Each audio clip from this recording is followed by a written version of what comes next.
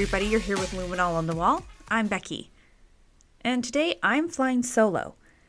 And if you've been listening to any of our other podcasts, you would know that my lovely younger sister has been pregnant for, well, it seemed like forever. But yes, she had her baby. So she's a little preoccupied and shan't be joining us for our podcast for a couple weeks. I know we're all going to miss her greatly and our sister chats and our banter, but I can assure you she is dying to get back as soon as she's feeling up to it. So with that being said, I'm just going to be really honest with you all. I'm a little bit nervous to do this podcast without my sister for several reasons, but the number one is our sound quality. My sister is pretty much in charge of our sound and editing, and I do the writing and podcast editing. So I hope I do her justice, and I hope you guys aren't like sitting in your car screaming at me being like, damn, their sound quality went to shit. So if it is, I'm just going to apologize now because I truly gave it my best effort. And let's just pray to God that Bev's 3-minute tutorial was all I needed. So without further ado, let's get into the case. So today we are heading to central Canada to the city of Saskatoon, Saskatchewan. On March 25th, 2015, around 6 a.m., a gentleman just happened to be walking along the southern outskirts of one of the landfills in Saskatoon when he noticed something just off to the side of the road. When he approached, he realized it was a woman, and when he got closer, she was unresponsive and was already cold to the touch. So the man immediately called 911 to report what he had found. When the police arrived, they noticed that this young woman had blood on the hood of her leather jacket and had several markings on her neck. She had no shoes on and her watch was smashed to pieces. And they quickly realized this was no accident and that there had been a rather violent struggle. Not too far away from the body, they found a thick woven black belt with a large buckle. One of the classic chunky belts that, a lot of women my age wore often in the early 2000s. Besides this belt, there wasn't a ton of evidence at the scene, and unfortunately, the woman had no identification on her. So figuring out who this woman was their first priority. So in an effort to identify this woman, police released photos of the clothing she was wearing and 2 distinctive tattoos, a big detailed lion head and some stars. They were hoping that someone would recognize her and come forward.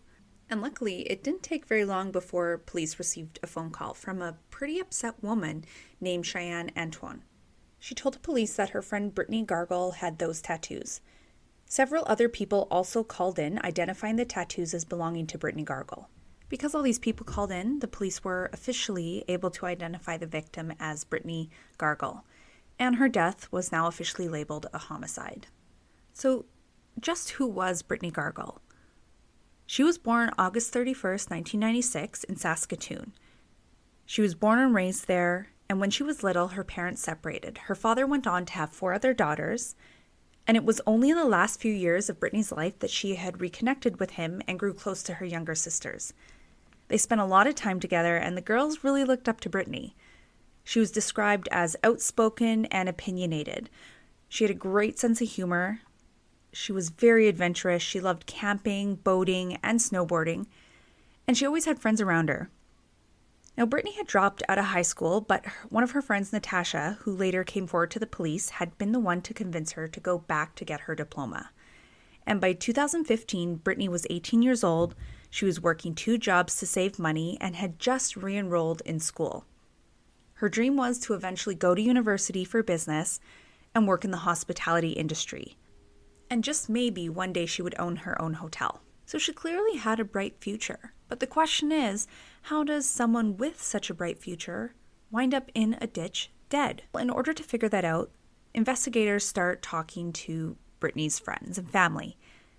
And they learned that earlier on March 24th, Brittany was hanging out with one of her friends, Natasha, and she had told her that she was going to a party that evening with Cheyenne Antoine and some other friends.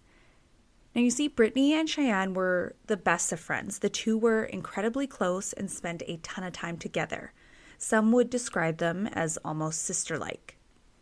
The pair had become even closer after Cheyenne shared some of her traumatic childhood and teen years with Brittany.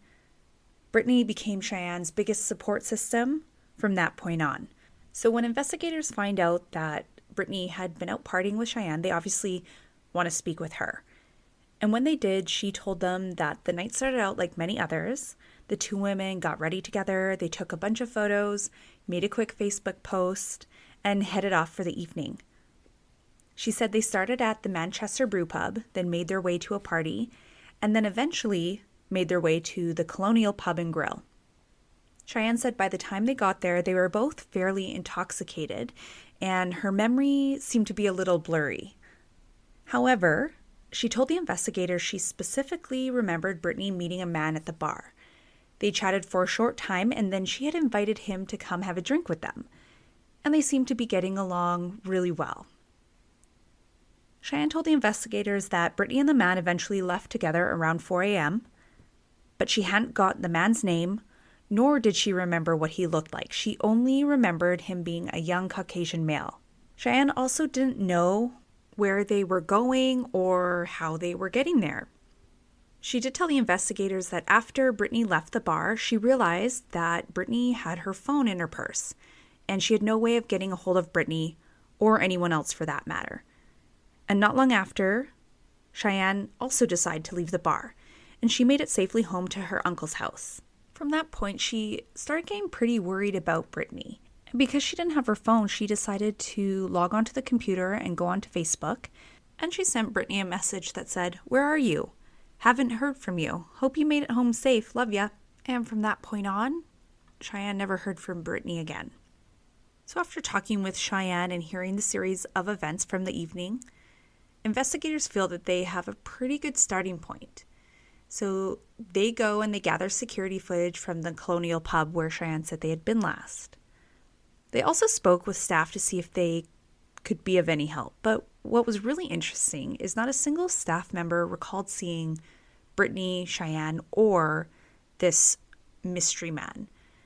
And after hours and hours of footage had been reviewed, not one of the three people they had been looking for could be seen on any of their security footage.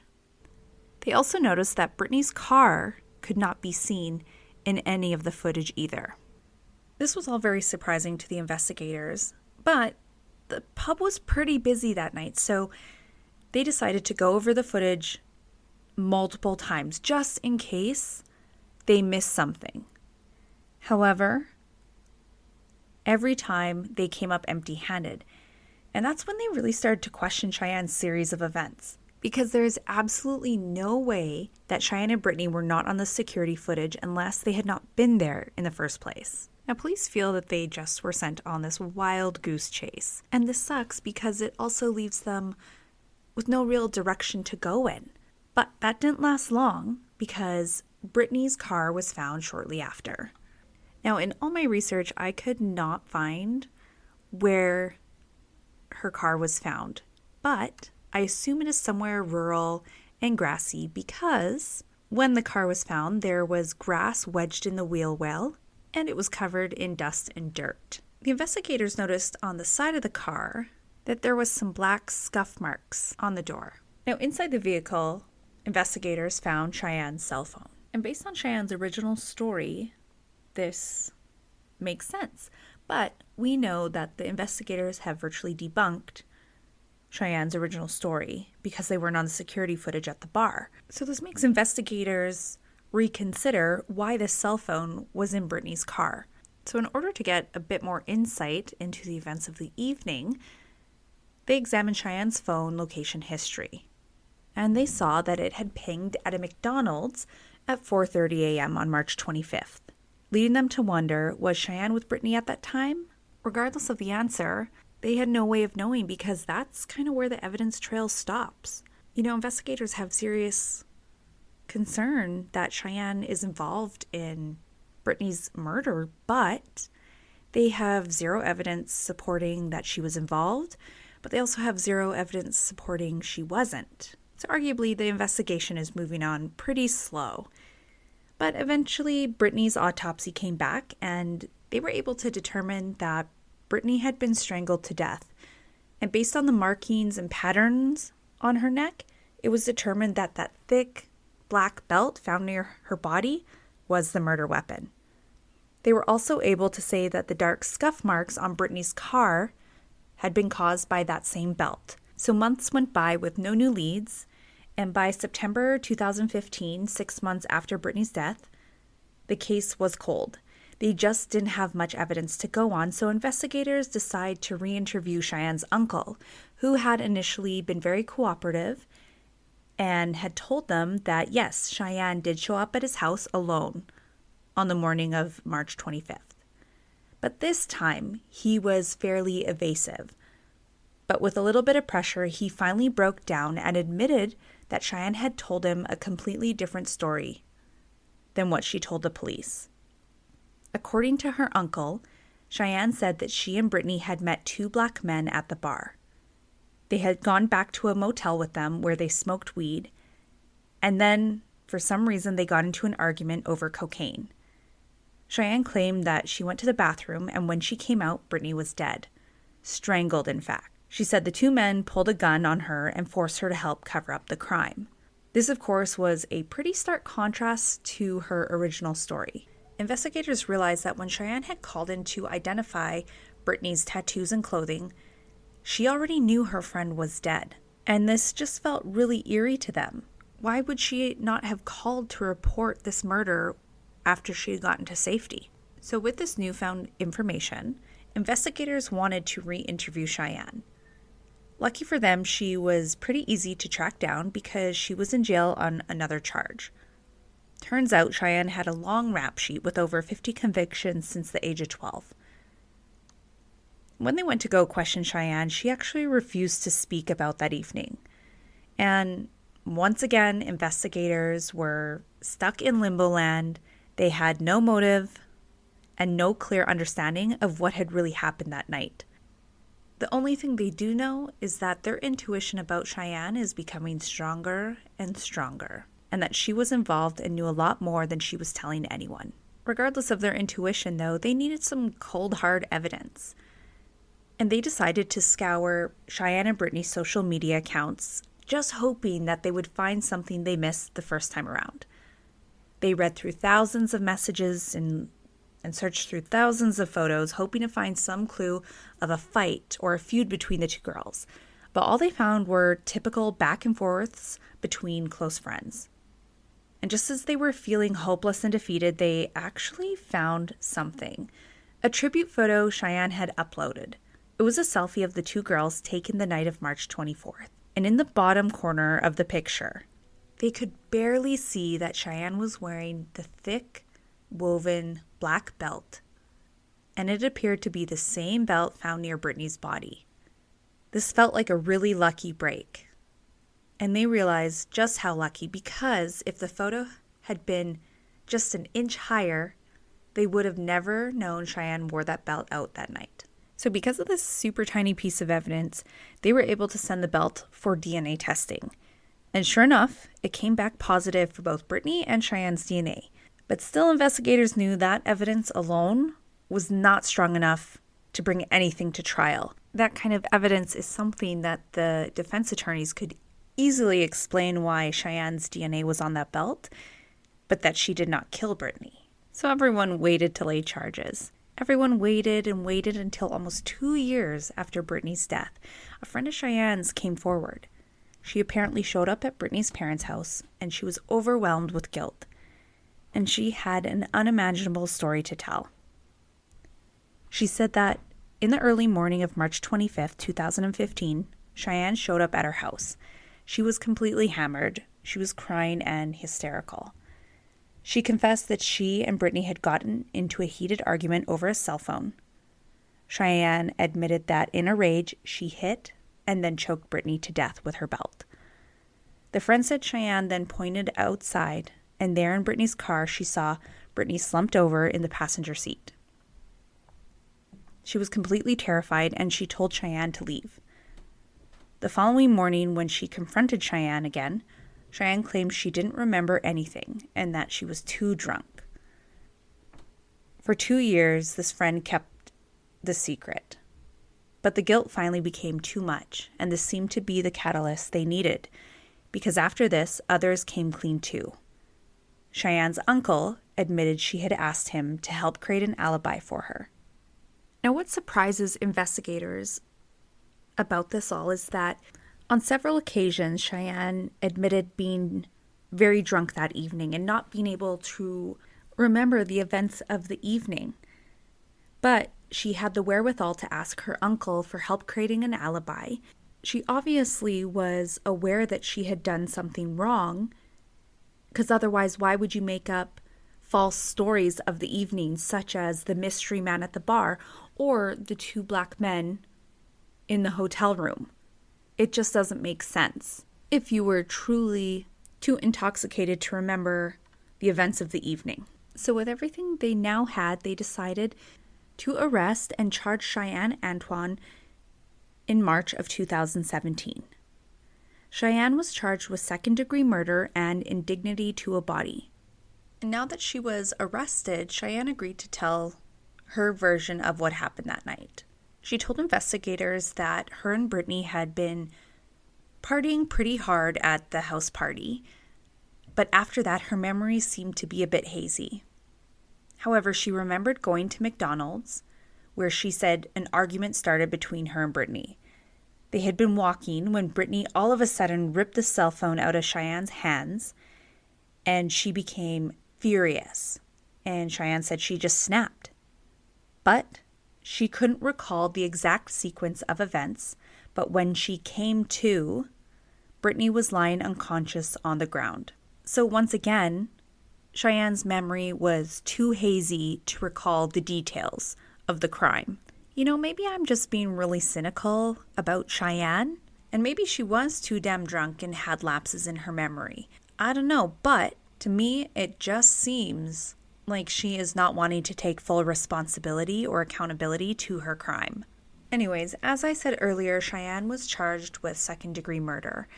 And in Canada, that carries a life sentence with the possibility of parole. So the options are kind of endless based on the courts.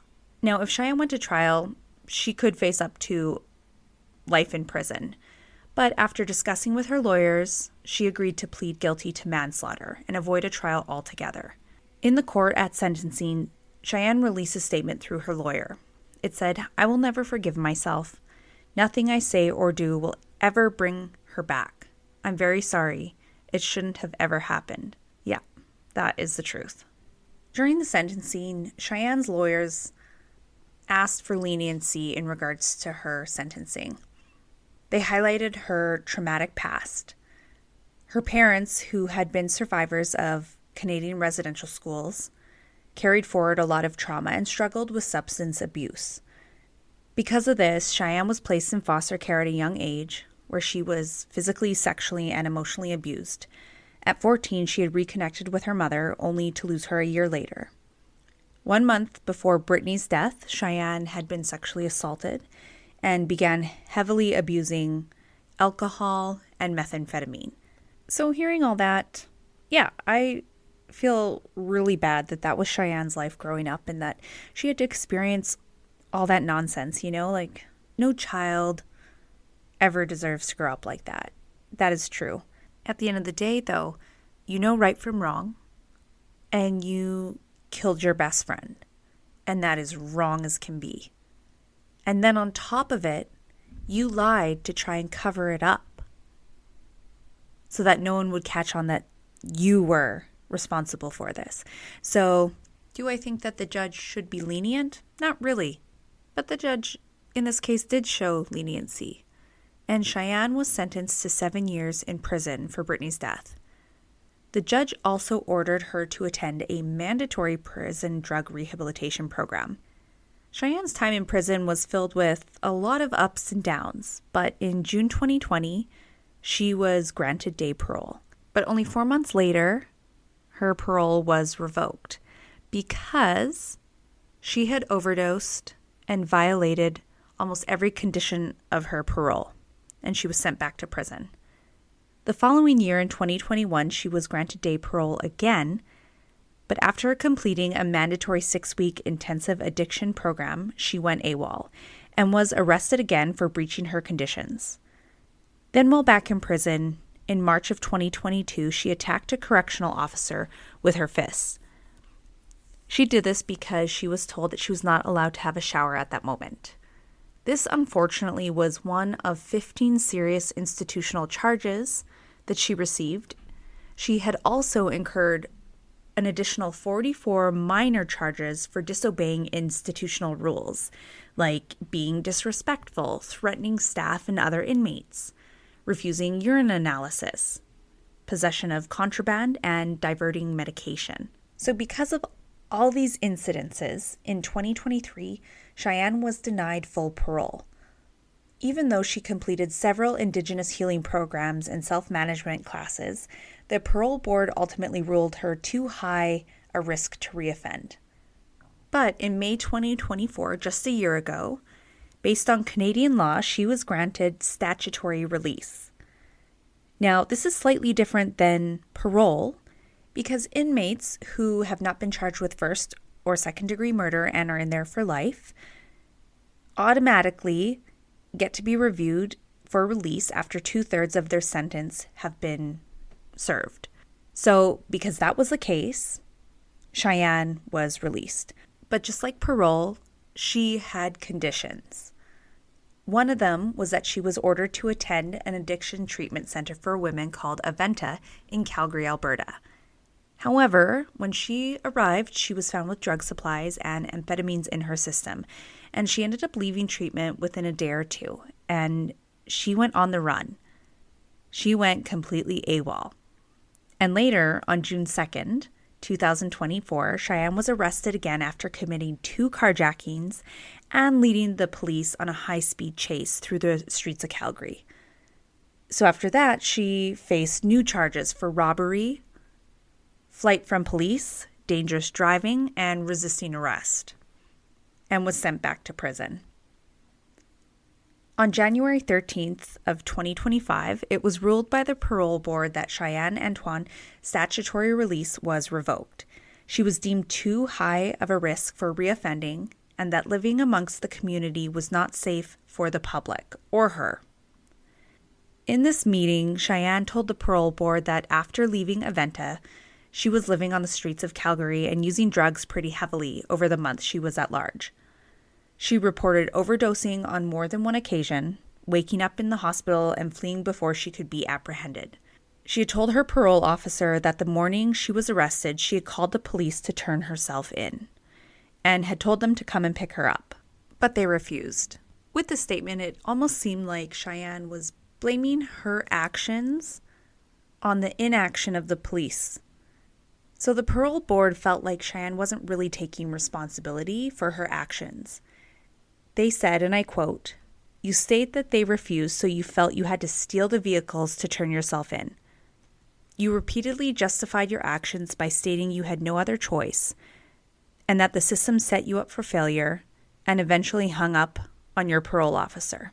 And ultimately in January of 2025, just this year, the parole board revoked Cheyenne's statutory release, citing her as an unimaginable risk to the public. Her statutory release will be reviewed at a later date. Now, Cheyenne's original sentence of 7 years made Brittany's family feel like it really didn't reflect the brutality of the crime. The public was also outraged, and many people couldn't believe that a young woman's life was taken and her killer was only sentenced to 7 years. Because Brittany's death left an unfillable void for her family and friends. And years later, those who loved her continue to honor her memory, fighting for justice, change, and the belief that her life and her loss will never be forgotten. And my heart truly goes out to Brittany Gargle's family and anyone who misses her. I can't imagine a loss like that and having to live with that. So, like I said, my heart goes out to you, and I hope that your amazing memories of her never fade. This case is also a sad reminder that trauma and addiction is passed down through generations. And although people know right from wrong, when they're addicted to drugs and alcohol, it changes who they are and the decisions that they will make. You know, they're not always in the right frame of mind. And in no way Am I excusing what Cheyenne did? But if she had not been under the influence, maybe this would have never happened. Maybe she wouldn't have killed her best friend and her biggest supporter. So that's all I have for you all today. So thank you for being here with me on my first solo endeavor. Have a good one.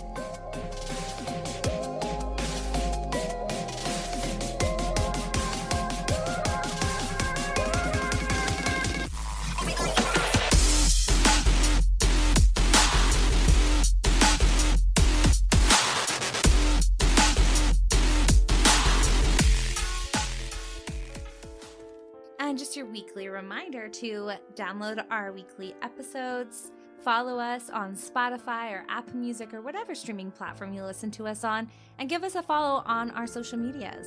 You can find us at Luminol on the Wall. Can't wait till next week.